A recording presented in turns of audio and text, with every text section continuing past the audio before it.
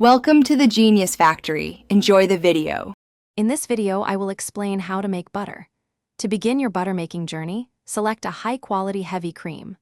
Look for cream with at least 40% butterfat for the richest flavor and best yield. It's best to avoid ultra-pasteurized cream, as the high heat can diminish its natural taste.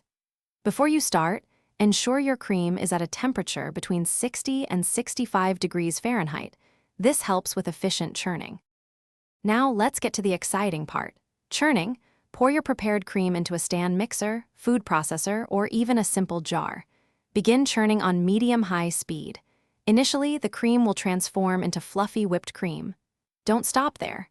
Keep going until you see distinct yellow butter solids separate from the cloudy liquid, which is your fresh buttermilk. This usually takes about 5 to 10 minutes. Once your butter has formed, it's time to purify it. Carefully strain the butter solids from the buttermilk using a sieve lined with cheesecloth. The liquid buttermilk can be saved for baking or drinking. Next, wash the butter thoroughly with ice-cold water. This crucial step removes any remaining buttermilk, which can cause your butter to spoil quickly.